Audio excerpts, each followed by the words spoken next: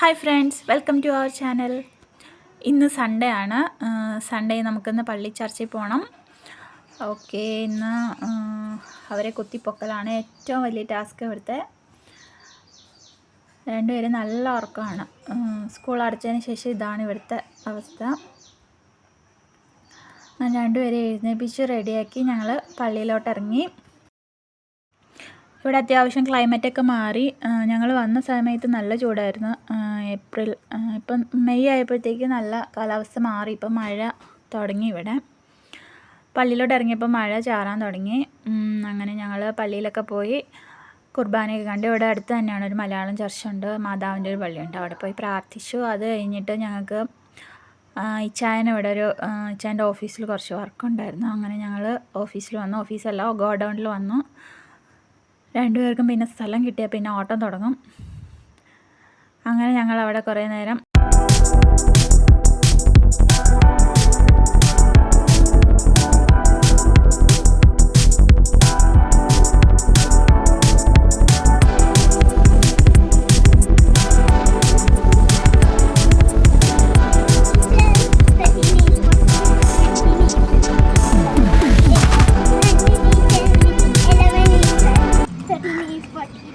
അങ്ങനെ ഈസക്കുട്ടിയുടെ ഡാൻസൊക്കെ കഴിഞ്ഞ് ഞങ്ങളാകെ ടയേർഡായി. ഞങ്ങൾ വണ്ടി കയറിയിരുന്നു. അപ്പോഴാണ് ആ കാഴ്ച കണ്ടത്. ഇതെന്നാ കാണിക്കണമെന്ന് എനിക്കറിയില്ല. ഇതിൻ്റെ എൻട്രൻസ് ശരിക്കും ഇതുവഴിയല്ല, ഇതിൻ്റെ ബാക്ക് സൈഡാണ് ഇതിൻ്റെ എൻട്രൻസ്. ഇതുവഴി സ്റ്റെപ്പില്ല, അതിൽ കൂടെ തൂങ്ങി കയറാൻ നോക്കിയതാണ്. അങ്ങനെ ഞങ്ങൾ നേരെ വീട്ടിലോട്ട് പോയി. റൂമിൽ ചെന്ന് ഫുഡൊക്കെ കഴിച്ചു. ഈവനിങ് വീണ്ടും ജസ്റ്റ് ഇവിടെ അടുത്തുള്ളൊരു മാളിൽ പോയി.